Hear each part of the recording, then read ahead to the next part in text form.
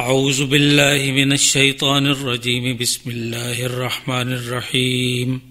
یا ایہا الذین آمنوا اتقوا اللہ حق تقاتہ ولا تموتن الا وانتم مسلمون واعتصموا بحبل اللہ جميعا ولا تفرقوا واذکروا نعمت اللہ علیکم اذ کنتم اعداء فألف بین قلوبکم فاصبحتم بنعمتہ اخوانا وکنتم علی شفا حفرۃ من النار فانقذکم منها کذالک یبین اللہ لکم آیاتہ لعلکم تہتدون۔ صدق اللہ العظیم۔ اے ایمان والو، اللہ سے ایسے ڈرو جیسے اسے ڈرنے کا حق ہے، اور تمہیں موت نہیں آنی چاہیے مگر اس حال میں کہ تم مسلمان ہو، اور اللہ کی رسی کو مضبوطی سے تھام لو اور تفرقے میں نہ پڑو، اور اللہ کی اس نعمت کو یاد کرو جو اس نے تم پر اس وقت کی جب تم ایک دوسرے کے دشمن تھے، پھر اللہ نے تمہارے دلوں میں الفت ڈال دی تو تم اس کی مہربانی سے بھائی بھائی بن گئے، اور تم تو آگ کے گڑھے کے کنارے پر کھڑے تھے کہ اللہ نے تمہیں اس سے بچا لیا۔ اللہ تعالیٰ اسی انداز سے اپنی نشانیاں بیان کرتا ہے تاکہ تم راہ راست کو پا سکو۔ زیر مطالعہ آیات کے مخاطب اہل ایمان ہیں جنہیں گزشتہ آیات میں یہود و نصارہ کی چالوں اور ایمان سے پھیر کر کفر کے حوالے کرنے کی کوششوں کے پس منظر میں اللہ اور رسول کی تعلیمات کو مضبوطی سے تھام کر اپنے ایمان و عقیدہ اور عمل کی حفاظت کے بارے میں خبردار کیا گیا۔ یہاں اہل ایمان کو 5 عملی اقدامات کی تلقین کی جا رہی ہے۔ پہلا حکم اور ہدایت یہ کہ اتقوا اللہ حق تقاتہ، اللہ کو جان اور مان لینے کے بعد پہلا مرحلہ اس کی نافرمانی، حکم عدولی اور بے بندگی کی زندگی سے خود کو محفوظ رکھنا ہے۔ اللہ ایک روایتی تصور کا محدود معبود نہیں کہ کبھی کبھار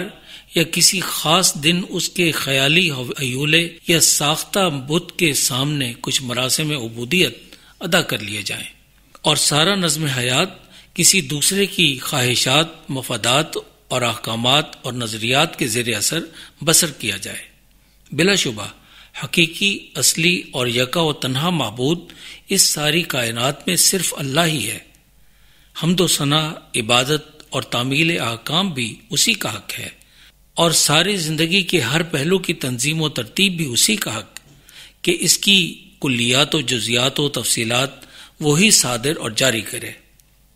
اس کی بے شمار مخلوقات میں سے کسی کے پاس نہ اس جیسا اقتدار ہے، نہ اختیار و قوت، نہ علم، نہ حکمت، نہ مشیت، نہ صلاحیت۔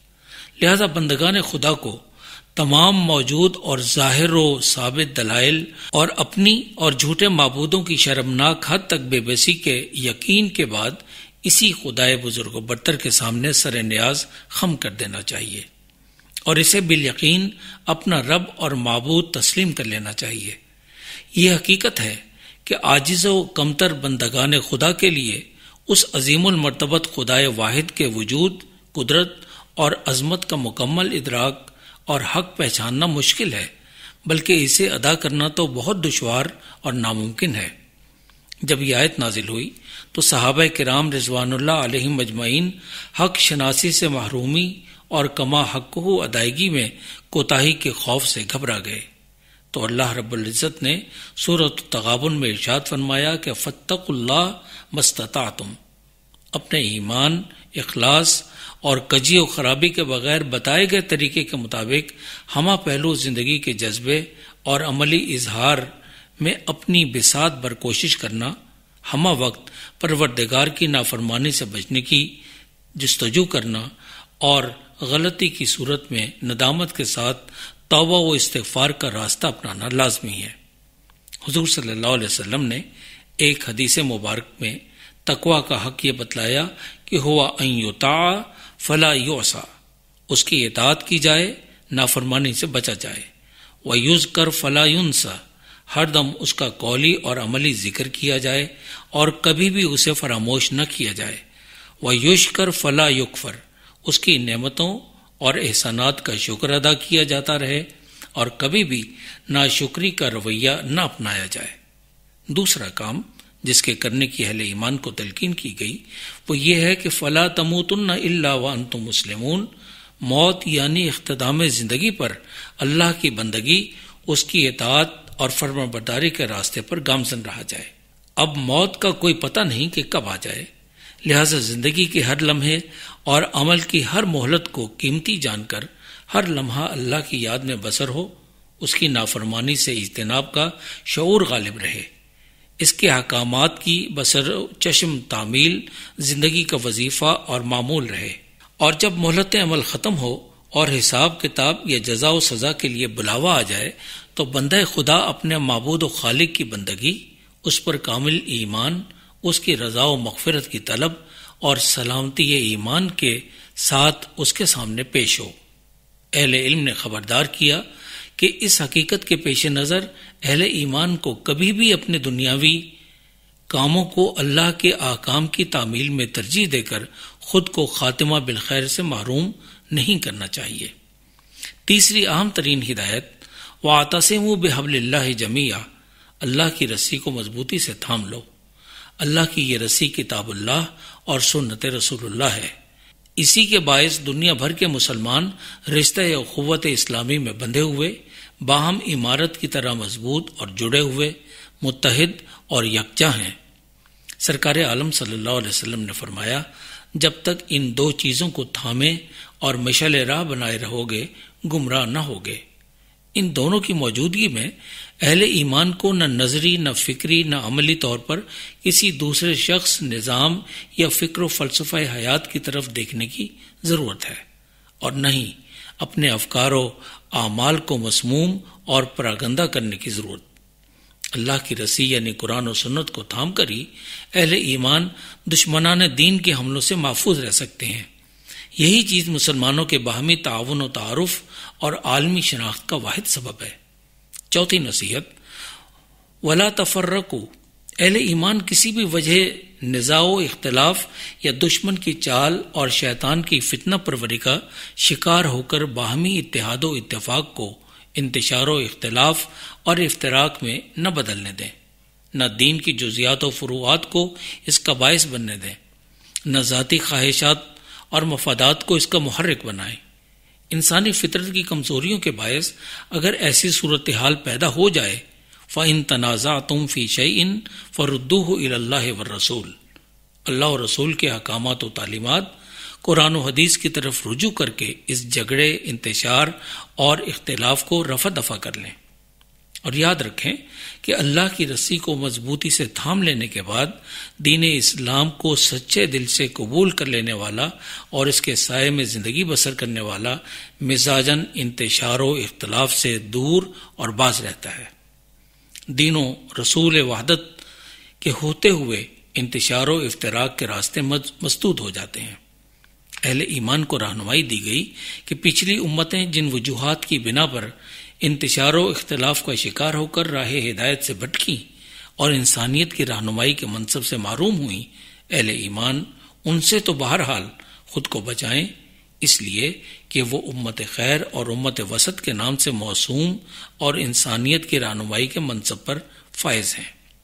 ابن کثیر رحمۃ اللہ علیہ نے اپنی تفسیر میں جناب ابو ہریرہ رضی اللہ تعالیٰ عنہ سے مروی ایک روایت میں انتشار و اختلاف کے 3 کام بتائے ہیں۔ ایک تو بلا ضرورت بحث و مباحثہ کرنا، اور دوسرا بلا وجہ سوال در سوال کرنا، اور تیسرا بے مقصد مال و دولت کو ضائع کرنا۔ مذکورہ آیات میں اہل ایمان کے لیے 5ویں اور آخری نصیحت اللہ کی اس نعمت اور احسان کو ہمہ وقت یاد رکھنا جس کے باعث وہ کفر، شرک، جہالت، باہم عداوت اور مخالفت کی آگ سے محفوظ ہوئے۔ اسلام سے پہلے ساری دنیا میں بدترین فساد فکر و عمل برپا تھا۔ کفر و شرک کی جہالت نے انسانیت کو بدامنی اور بے بندگی کے راستوں کی طرف دھکیل کر ان کی ذلتوں سے دوچار کر رکھا تھا۔ عرب میں خاص طور پر قبائلی نسلی تعصب اور تفوق کے جذب حمیت جاہلیہ کی صورت آسیب کی مانند نسل در نسل ان پر غالب اور حاوی تھا، اور طویل جنگوں کی صورت ہزاروں انسانوں کو نگل چکا تھا۔ ایسے اور ان سے بھی بدتر حالات میں اللہ رب العزت نے رسول رحمت صلی اللہ علیہ وسلم اور دین محبت و وحدت اسلام کے ذریعے انہیں ان دشمنیوں اور جہالتوں کی آگ کے گڑھوں سے نکالا اور بچا بچا کر نئی زندگی اور اس کے اہداف و مقاصد اور پاکیزہ و مطمئن و محترم زندگی گزارنے کے طریقوں سے آشنا کیا، اور نقطۂ وحدت و اتفاق و اجتماع توحید ذات باری تعالی کی چوکھٹ پر لا کھڑا کیا، اور ہلاکت کے موجب سب اسباب ختم ہو گئے اور انسانیت اخوت و محبت کے نئے بندھنوں میں بندھ گئی۔ فاصبحتم بنعمتہ اخوانا، انقلاب، اتحاد اور اخوت کا یہ منظر تاریخ نے نہ کبھی پہلے دیکھا، نہ اس کے مثبت اثرات و ثمرات سے انسانیت کبھی فیض یاب ہوئی۔ اہل ایمان کو اللہ کی اس نعمت کبریٰ کا ادراک کرنا چاہیے، اسے یاد رکھنا چاہیے، اس کا تحفظ کرنا چاہیے، اور اس کے تقاضے بجا لاتے ہوئے اپنے ایمان، عقیدہ و عمل اور دین محبت و سلامتی کی حفاظت اور اس پر صدق دل سے عمل درآمد کرنے کا چلن اپنانا چاہیے۔ یہ سب باتیں اللہ کی نشانیاں ہیں جو بندگان خدا کی رہنمائی کے لیے بار بار بیان کی جاتی ہیں۔ کذالک یبین اللہ لکم آیاتہ لعلکم تہتدون۔ This program is the sole property of Central Productions, Pakistan Broadcasting Corporation, Islamabad. Piracy in this regard is illegal.